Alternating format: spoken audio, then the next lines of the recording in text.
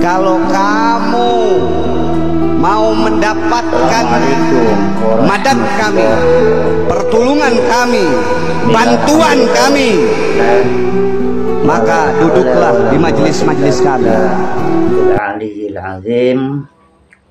Qul a'udzu billahi minasyaitonir rajim. Rabbi shrah li sadri wa yassir li amri wa hlul 'uqdatam min lisani yafqahu qawli. Saudara-saudaraku yang moga dimuliakan Allah, moga dalam keadaan sehat walafiat, cukup rezekinya, dikabulkan hajatnya, mendapatkan kedamaian, ketentraman keluarga, sakinah, mawaddah warahmah, dan lebih penting lagi moga kita selalu dalam bimbingan Allah, sehingga apa yang kita perbuat, apa yang kita lakukan membawakan manfaat untuk diri kita dan untuk sesamanya. Saudaraku sekalian yang dimuliakan Allah, saya menemukan sebuah video seorang Habib yang dalam ceramahnya itu menyampaikan doktrin atau menawarkan kepada umat, yaitu syafaat dan surga bersama beliau. Yang terpenting adalah menjadi pengikut atau bersama-sama selalu dalam majelis beliau. Sepertinya ini adalah seorang Habib, saudara-saudaraku ini, ya. Maka duduklah di majelis-majelis kami. Kalau kamu mau mendapatkan madad kami, pertolongan kami, bantuan kami, maka duduklah di majelis-majelis kami. Kalau maka duduklah di majelis-majelis kami. Kalau kamu mau mendapatkan madad kami, pertolongan kami, bantuan kami, maka duduklah di majelis-majelis kami. Kalau Itulah saudara-saudaraku, ya. Habib ini menawarkan kepada kita untuk supaya mendapatkan syafaat beliau dan masuk surga bersama beliau, ya, untuk menjadi pengikut dan suka, ya, mendatangi majelis-majelis beliau. Saudaraku sekalian yang dimuliakan Allah, seolah ini Habib ini yakin betul bahwa dirinya itu akan bisa memberikan syafaat dan mengajak, ya, para pengikutnya untuk menuju surga Darussalam.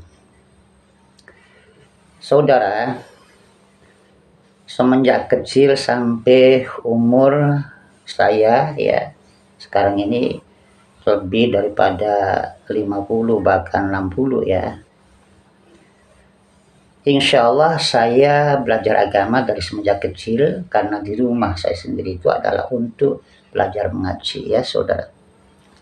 Kemudian insya Allah meskipun itu hanya sekilatan sebentar, saya pernah juga, ya, belajar sinau di pondok pesantren dan mendapatkan bimbingan para ulama, para kiai pribumi yang selama ini saya tahu yang memberikan syafaat,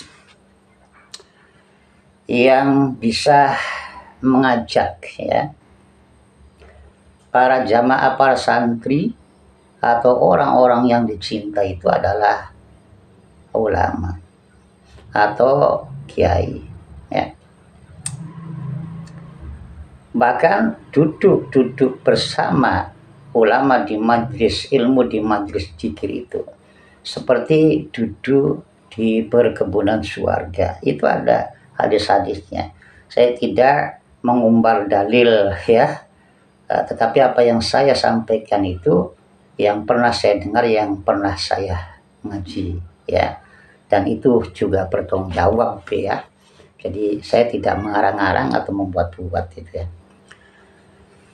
Nah, jadi untuk masa-masa sekarang ini banyak sekali ya hal-hal yang aneh itu dari sekelompok kaum ya yang mengaku cucu Nabi, yang harus syarat jadi wali cinta Habib. Berselawat juga harus melalui wasilah Habib. Ajaran-ajaran juga harus bersanadnya nyambung ke Habib.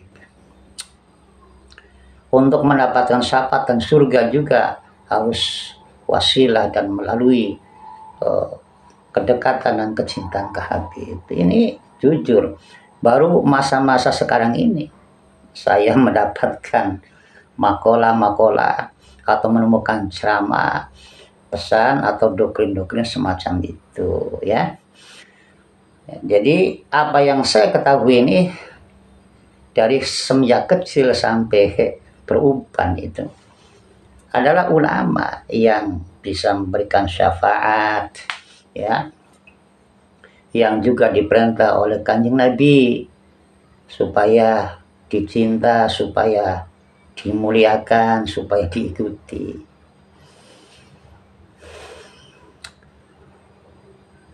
Kanjeng Rasulullah sallallahu alaihi wasallam pernah dawuh, man ahabbal ulama ahabbani, barang siapa yang cinta ulama yaitu ahli ilmu atau kiai, berarti man ahabbani berarti cinta kepadaku.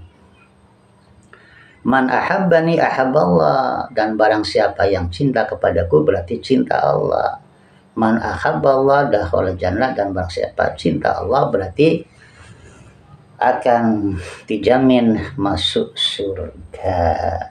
Itu ya yang saya masih ingat, itu hadis-hadis seperti itu dari Kanjeng Nabi SAW, termasuk man akraman ulama akramani, man akramani akramallah. Jadi barang siapa yang muliakan ulama kiai, maka juga berarti memuliakan Kanjeng Nabi, berarti juga memuliakan Allah, dan dakhala jannah. Bahkan ada perintah dari Al-Quran itu, monggo dicari itu ayatnya ya. Fas'alu ala zikr, artinya bertanyalah kepada ahli zikir. Yang dimaksud di situ itu adalah ulama, ahli ilmu, ahli ma'rifat, ahli zikir ya.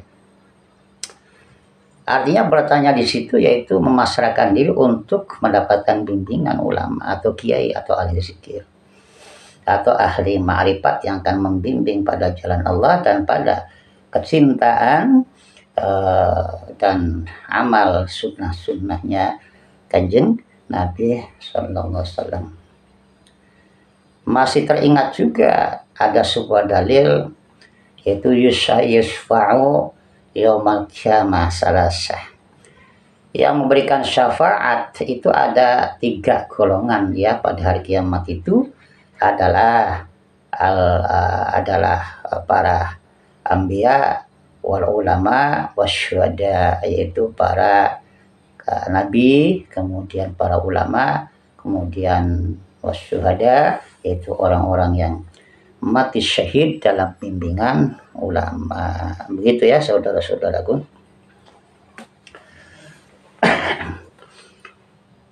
Gelar atau nasab itu tidak ada jaminan saudara untuk memberikan syafaat atau untuk masuk surga, itu tidak ada jaminan. Zuriat Nabi sama. Kalau dosa, maksiat dan hawa nafsu yang menjadi ya lebih banyak amaliyahnya di dunia, maka dia tentu ya akan jauh daripada surga, apalagi memberikan syafaat. Apalagi mencatut nama Nabi, kemudian untuk meninggikan diri, mencari kemuliaan, dan menghina umatnya Kanjeng Nabi. Ini saya kira pencatutan nama mulia Kanjeng Nabi ini akan bersiko, dan konsekuensinya justru akan mendapatkan murka Nabi dan hilangnya syafaat. hilangnya rahmat Allah. Kalau sudah hilangnya rahmat Allah, haram itu masuk surga ya. Jadi terhadap doktrin-doktrin semacam ini, saudara-saudaraku, selektiflah saudara-saudaraku, waspadalah. Lebih baik kita itu tanyakanlah kepada ulama apakah demikian itu adalah benar ya. Sekali lagi, selain daripada Kanjeng Nabi dan Ahlul Bait yang 5, Kanjeng Nabi, sahabat Ali, Sayyidatina Fatimah, Sayyidina Hasan wal Husain, itu adalah semua zuriyah. Zuriyah berarti sama dengan kita, yaitu bila mana berbuat maksiat dan dosa akan mendapatkan sanksi, bila mana ia berbuat taat, ibadah atau dalam jalan kebaikan mendapatkan balasan kebaikan pula. Fama ya'mal mithqala dzarratin khairan yara, fama ya'mal mithqala dzarratin syarran yara ya. Jadi siapapun yang melakukan kebaikan akan mendapatkan kebaikan balasannya. Siapapun yang berbuat dosa dan berbuat kesalahan, keburukan, maka dia akan mendapatkan konsekuensinya adalah juga keburukan atau murka dari Allah, murka dari Kanjeng Nabi. Dan saya kira yang amat sangat besar dosa ya, yaitu mencatut nama Nabi justru untuk kepentingan hawa nafsu, untuk bangga-bangga diri, untuk mencari kemuliaan diri dan golongannya saja, untuk menghina umat Nabi, membanggakan dan meninggikan dirinya sendiri. Ini sangat keliru ya saudara. Kalau begitu, mari ya kita berbondong-bondong kembali kepada Kiai untuk bertanya ya, bagaimana sebaiknya kita itu menjalankan Islam yang benar. Bagaimana kita itu mencari pemimpin ya, atau figur yang perlu menjadi pembimbing kita yang betul-betul hak, yaitu menuju jalan Allah, menuju jalan Nabi. Dan kita tidak boleh ya begitu mudahnya terbuai dan tergiur hanya oleh doktrin-doktrin yang belum jelas kebenarannya.